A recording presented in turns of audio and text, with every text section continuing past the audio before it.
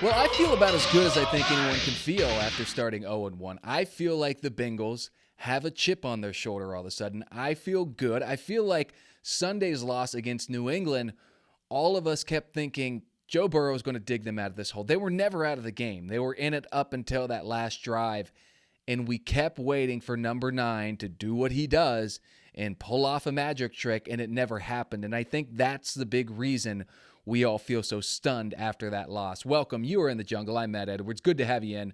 Bengals heading to a place they're familiar with over the last couple years, Arrowhead Stadium in Kansas City, Missouri. So we were planning on talking a lot today about Joe Burrow. That was what I was planning on.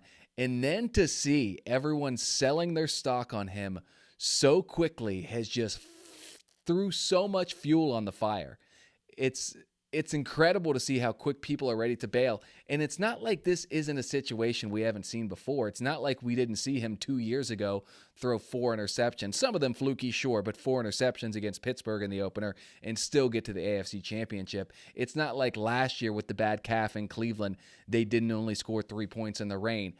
How people are already giving up on Joe Burrow is mind-blowing to me, but I absolutely love it. I'm having a ball with it. That's what I want to see. Tell them how bad they're going to be. Sell all your Bengals stock. Get out of here because I think the train's going to keep rolling. So that's what threw us off on Sunday, right? We didn't see Joe Burrow come back and do the big thing. This week, he's got a real big chance to do a real big thing in a real big place. Patrick Mahomes and company, they've transcended football at this point. They're going to the freaking U.S. Open, are Kelsey and Mahomes with Taylor Swift. They are superstar status, and here comes little old Cincinnati going in there into little old Kansas City for what it's worth and seeing what they can put together. The disrespect that we've seen, the media narratives around Joe Burrow, and I try not to get too much into this stuff, but it's almost comical. It's like who is and who isn't actually paying attention? Who is just seeing the results, maybe watching a little YouTube clip, and then going out and making bold and insane statements? I don't go around trying to tell you what is and isn't good about Kyler Murray. I don't go around trying to tell people my feelings on the NFC West because I don't really watch that division that much. If you're listening to this podcast, you're probably like me. You've probably watched every snap of Joe Burrow's professional career, and you know that when he's 100%, he's one of the top 3 quarterbacks in the league. You probably think he's 2 if you're listening here, but if you've watched them all, you can't even argue that he's not top 3 when he is at his best. So I don't even remember who it was. Someone on one of the big sports program talks on Thursday made a lot of headlines because they said that basically he was a one-hit wonder. Burrow gets to Super Bowl 56, and he's been riding that for years now. Okay. Does anyone remember what happened the next year? The Cincinnati Bengals, 2022. Does anybody remember where they ended their season? They were in the AFC Championship again. Joe Burrow that year finished 4th in MVP voting. Now, that's nothing to write home about. He's not hanging a banner for that, but it's also not nothing. Top 5 player of the league that whole year. Like, what are you doing? Do we just have so many shows now? And maybe I'm one of them. Maybe I need to quit. Do we just have so many shows now that people are willing to throw out whatever garbage and see what sticks? Whoever said that, and I don't know who it is, they got a lot of attention today. And I'm not saying I don't. I'm sure if I went back and looked, I would know who the person is. But what are we doing with all that? So I just had to go back through, and I just have to give everyone a reminder because I think that we see Sheisty, they call him, coming back this week and getting a little bit of revenge. Let me tell you what, and he kind of alluded to this in his press conference yesterday. He's well aware of what's being talked about. He said it was, he's lucky. He's lucky to be criticized. You don't get to be criticized when you don't get to play, and he's had to watch far too many games in his young career. So 2022, they go back to the AFC Championship. Back-to-back years, they make it to the Final Four. He finishes 4th in MVP voting. Not too bad, right? So that's a little more than just getting to the Super Bowl. 2023, last year, banged up all year, but let's look in that one stretch when he wasn't hurt. 5 games in which we all kind of know he was fully healthy. The Bengals went 4-1, 4 wins, 1 loss. Joe Burrow, 12 touchdowns and 4 interceptions. By the way, I apologize, my voice is bad. It's 11 o'clock at night, and I've been sick for like a month. Passer rating over 100 in that 5-game stretch. And remember the opponents through there. All right? He wasn't playing the AFC South. Well, actually, he was at one point. But in that 5-game stretch, he goes and wins in San Francisco convincingly. They beat Buffalo at home convincingly. And then finally, when they lost, the last healthy game of last year for Joe Burrow, it was against Houston.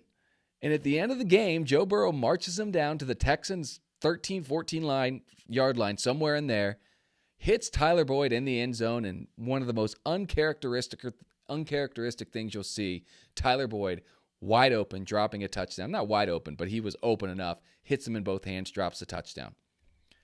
In that stretch, I mean, you're talking about three teams. One went to the Super Bowl. The other is kind of the new Bengals, right? The Texans, everyone loves them. And the Bills have been a perennial contender just as long as the Bengals have at this point. If you want to sell your stock, and I have seen some Bengals fans kind of, start to question, like, go ahead, man. Anyone who's actually watching, come on, get out of here with that. And that's why I'm so excited to see what he does this week, because when push comes to shove, Joe Burrow shows up. He's great under pressure. And if you don't feel that way, you just haven't been watching. And that's not me being a homer. If you've listened to me long enough through the shows I've done, I'm critical of Bengals players. I've said on this show, I don't think they should give T. Higgins a long-term contract. I didn't want them to sign Joe Mixon to a long-term contract. After Burrow got hurt in the 2020 rookie season, I about went insane on the entire franchise. Like, I'm not just sitting here saying this because I've got this striped tiger hat, striped helmet on my head right now.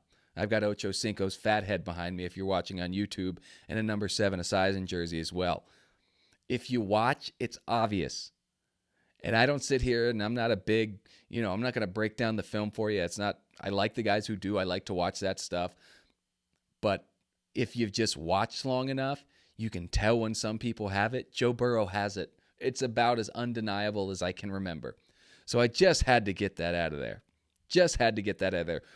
One more time, let's recap. Rookie year, okay, O-line sucks. We know what happens. Back-to-back deep playoff runs, once to the Super Bowl. They led the freaking Super Bowl with 1:42 left, and then to the AFC Championship, where if not for the hit on Mahomes out of bounds, they go to overtime. Who knows what happens? And then the 5 healthy weeks last year. The only knock you can have on him is, can he stay upright? I'm not there yet. If people want to have that knock, that's fine. I think we might look at that loss to New England in week 1 as a blessing, because I think this team's going to come out with their hair on fire. I mean, he might look like Andy Dalton at the end of the game. He's going to have such orange and red fiery hair. We'll be nuts on Sunday, 4:25 at Gaya Field. I don't know that I can do this whole show. I sound like hell all of a sudden.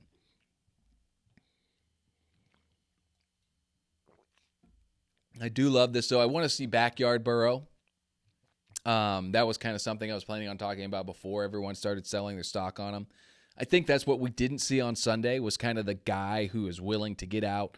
And I'm not saying he wasn't willing, but we didn't see him pull off any magic plays on Sunday. I don't know the last time that there was a close game the Bengals played in where we didn't see him in the second half pull a few rabbits out of his hat in the second half.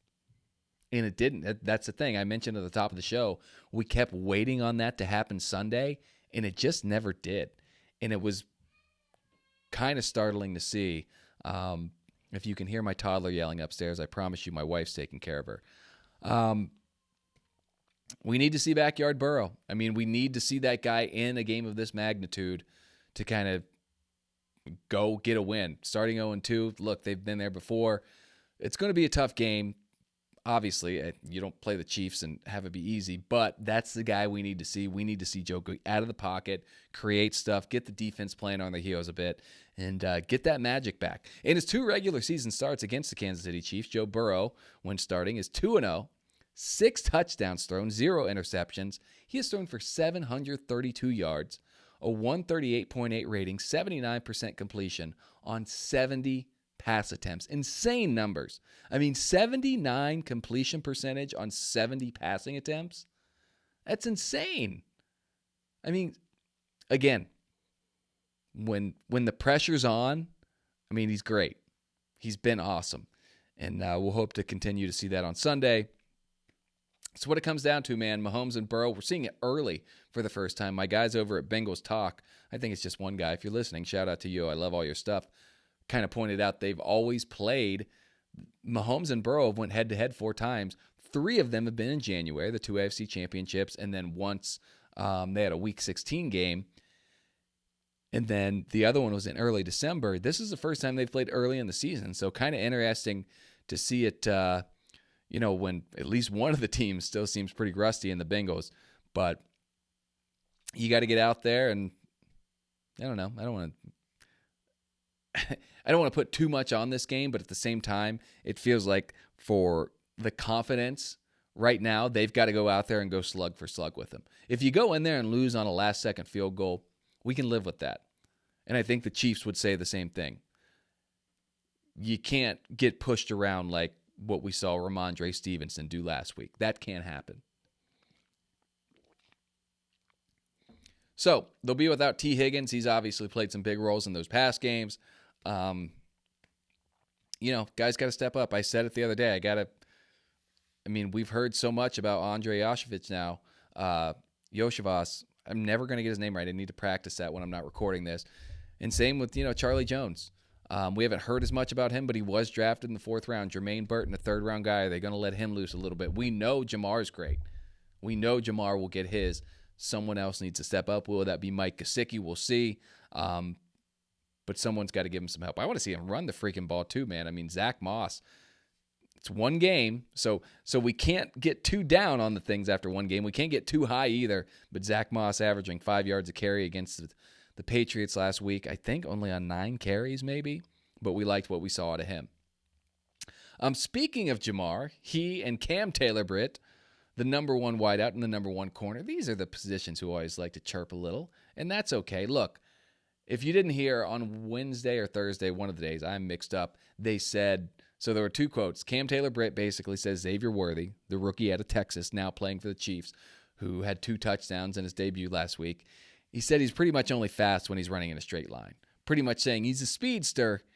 That doesn't necessarily mean he's a great receiver. And then Jamar Chase says that the Bengals are the team to contend with in the AFC. Look, people always have mixed feelings on this stuff. I don't love giving anyone any extra bulletin board material, but what you've got to take along with that is the fact that Zach Taylor takes a lot of criticism for his X's and O's. One thing you cannot criticize him over is that his players love him. They adore him. And one of the reasons is because Cam and Jamar, they can say stuff like this. Zach's not going to say it. He might say something, but as long as you're, not crossing that line into total disrespect, he's going to let you be you. And for these 2 guys to be able to say that kind of stuff, that goes a long way, man. People like playing for Zach Taylor for these types of reasons. He's a likable guy. I don't think he talks down to his guys. He tries to be one of the guys, and I think he does fit in pretty well. But it's one of those things. You got to take the bad with the good. Do I love giving a team that, look, the Bengals have kind of been their kryptonite, right? Joe Burrow, Patrick Mahomes, head-to-head. Burrow's 3-1. This team in Kansas City is already going to be ready to go. Do I love giving them a little more fuel? No. But I also know that the guys go out and play hard for Zach Taylor because he lets them be them. So you got to take the good with the bad. That's about all I have on that. Just felt like I wanted to address it. So there's a lot going on. Look, it's not like a fun, interesting deep dive topic to talk about, but it's just like you look back at that New England game again. If you tackle and don't fumble, 2 very basic, that's, if you're playing tackle football for the first time, I started in 2nd grade, I think. They probably don't do it that young. Now, when you first start playing, like week 1 of practice, those are 2 things you learn. Wrap up, hang on to the football, right? 2 of the first things you learn. The Bengals, maybe they were overthinking things. You got to get back to the fundamentals, and they would be 1-0. Tackle this week, man. You got to, Kansas City's got so much speed. There's not a lot of hot takes you can spit out on that, but it's just one of those things where it's like last week didn't have to happen. And that at the same time, that kind of gives you hope going forward, right? Like, hey, if you guys can clean up those little things, you should be all right. Clean up those little things, get Joe Burrow, get that confidence back a little bit, let him run around, knock the rust off, and you're right back in it. I think there's no reason to believe that that's not the case. There's no reason to press the panic button at this point.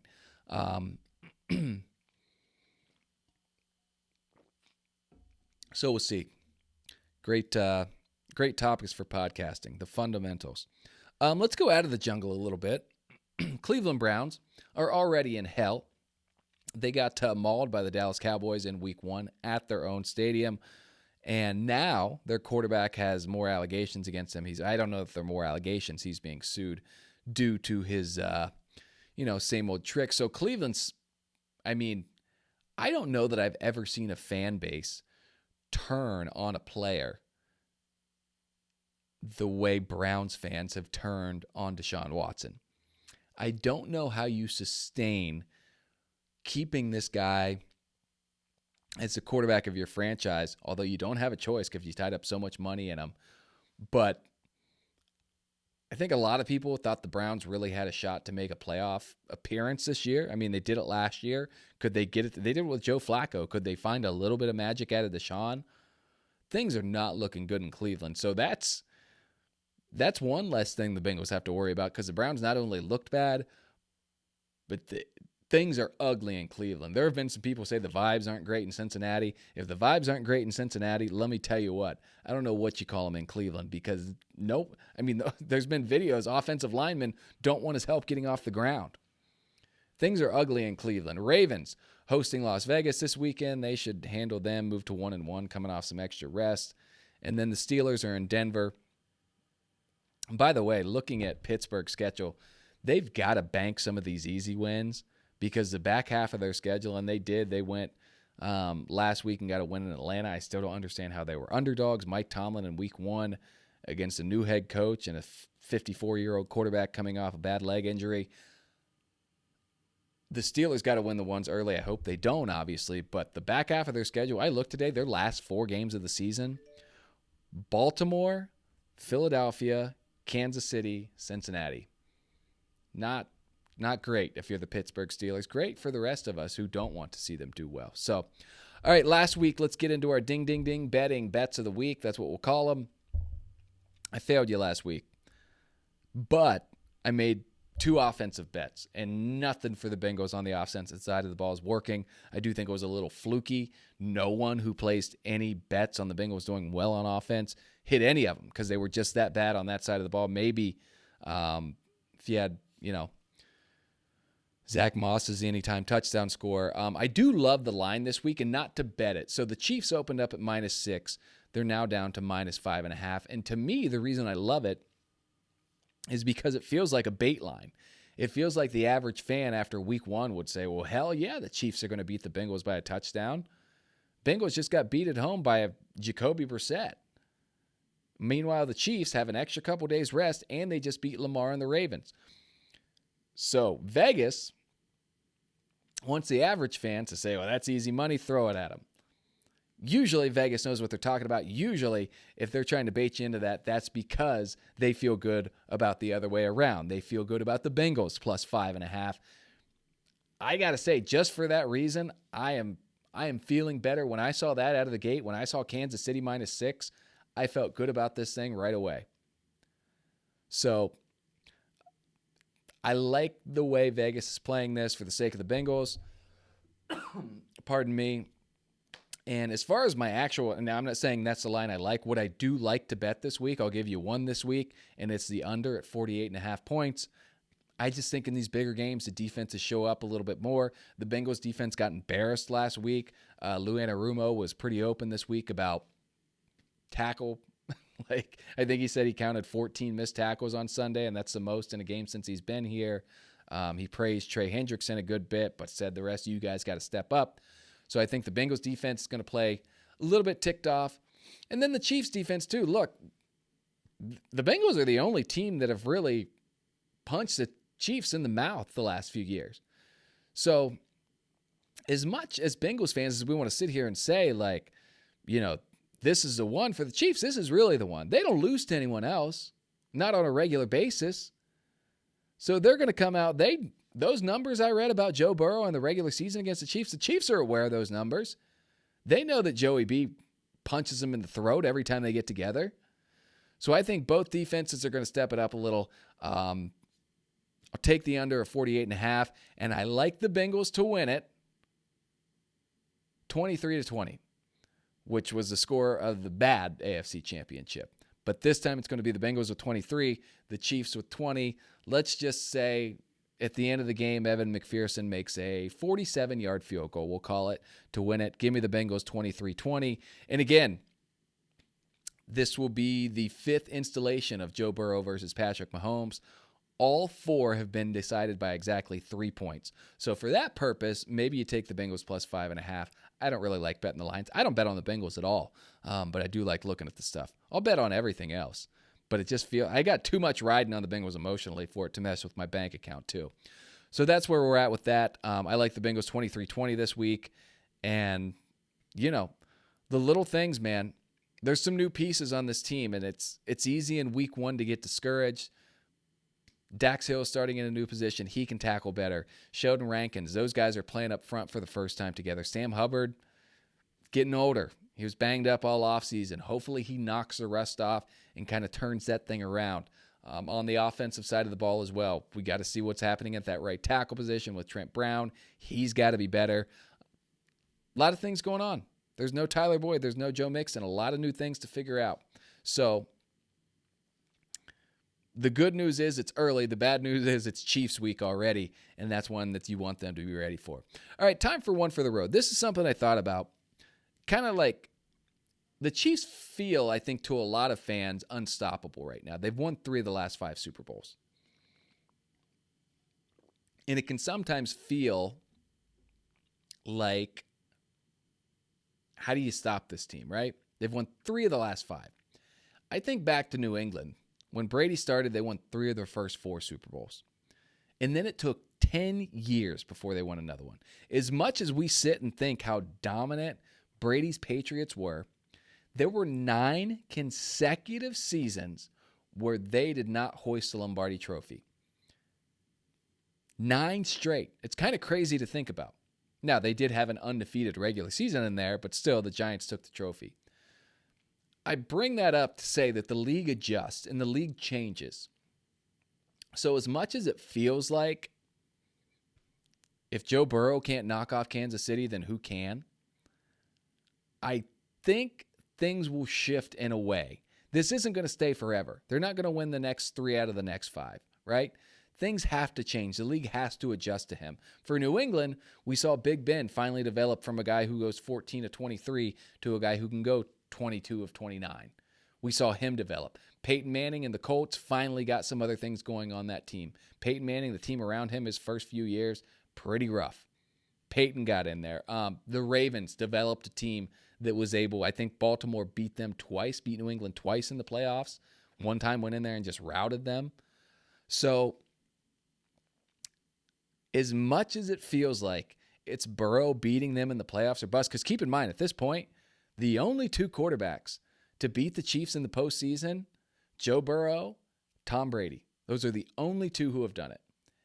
And it feels like you might be in for a long, cold decade of Kansas City wins, but it felt that way with New England at first too, and things changed. The Patriots won 3 of 4. The league said, hey, we got to do things differently. They did. The Patriots went 9 straight seasons without winning a Super Bowl before Brady and company then went on and won 3 of 5 again, and of course he won one at Tampa as well. But someone's going to come and get him. If Burrow is going to be the Manning to Mahomes Brady, then he'll get one as well. There's no reason to think that at some point someone else in the AFC is going to emerge, because when you look back, and I should have pulled this up before. Let's see here. It's got to be Tom Brady who's won the last. Tom Brady is the last AFC quarterback not named. The last quarterbacks to win the Super Bowl out of the AFC other than Mahomes, Brady, Manning, and then Joe Flacco. So there's been a lot of dominance. But I mentioned Manning, I mentioned Flacco. People are going to slip through the cracks. Someone is going to figure out at some point how to knock these guys off. Maybe they get tired of each other. Maybe Mahomes and Kelsey. We kind of saw this. Things got a little too big. Kelsey's not going to be around a whole lot longer. He's getting up there as well. And he certainly, who knows? I can't imagine he can play at this high of a level for more than another 2 or 3 years, but we've seen crazier things happen. So just wanted to put that out there. If in the back of your mind you're thinking, who the hell is ever going to beat these guys? Someone's going to do it. It's been Joe Burrow once. It can and will be Joe Burrow again. But, and the Bengals, this has been such a Burrow-heavy episode, but I think he's this, what do they say, the straw that stirs the drink? So, there you go. That's what I got for you, man. It's a big week. It's still so early that there's going to be things on Sunday that surprise us. There are going to be things on Sunday that, in both good and bad ways. And I think one thing is you will see Joe Burrow bounce back. I think Paul Dehner Jr. originally coined backyard Burrow when he just decides to kind of do his thing out there, get out of the pocket, point guys this way, F it, Jamar's down there somewhere, those sorts of things. So we'll see. Just want to see a real slugfest. Make sure you want the win, but you more than anything want to make sure the Bengals are still able to go in there and hang with the elite, because no matter what, after last week, you got a bad taste in your mouth. So see what happens. 4:25 on Sunday. You got Tony Romo on the call. Hey, Jim, that'll be fun, along with Jim Nance. So there we go. Big week 2. Buckle up, because after this, it's a couple of teams that they should roll over. So let's hope they go in there and take care of business. They can still be 3-1, right? We all felt coming out of the gate 3-1 was the worst case scenario through the first 4 weeks, and it's still very possible. I think this team is going to play mad. I think they're embarrassed about what happened Sunday. I think Joe Burrow and the rest of his teammates know that people are talking about what a disappointment they've been. They're hearing people sell their stock, and they are ready to prove everyone wrong. I'm getting fired up just thinking about it, and it's 11 o'clock. I need to go to bed soon, so I need to calm things down. But that's where we're at on that. All right, the podcast is called In the Jungle, a podcast mostly about the Cincinnati Bengals. My name is Matt Edwards. You can find me on the website formerly known as Twitter, at Matt Edwards, if you would like to chime in there. That's always fun. It's really, it goes back and forth. Some people are cool, some people aren't. Give it a rating, man. I don't know. Can someone give me a rating on Spotify, please? That'd be nice. And if not, just tune in. What am I asking so much out of you for? You're here. All right. Oh, check it out on YouTube, too. You can see this sweet hat I'm wearing. This is actual retro, too. This isn't this used to be my dad's. This is legit. Let me see. Is there a year on this? No, but you can just tell by the tags if I hold it up. This was made by East Sport. East Sport made this hat. Made in Taiwan. And probably, if I had to guess, like 93. I bet Sam Weish had the same one. Pretty cool, huh? All right, it's In the Jungle. Thanks for tuning in. We will see you on Sunday night after we watch the Bengals get a 23 to 20 win over the Chiefs. Appreciate you tuning in.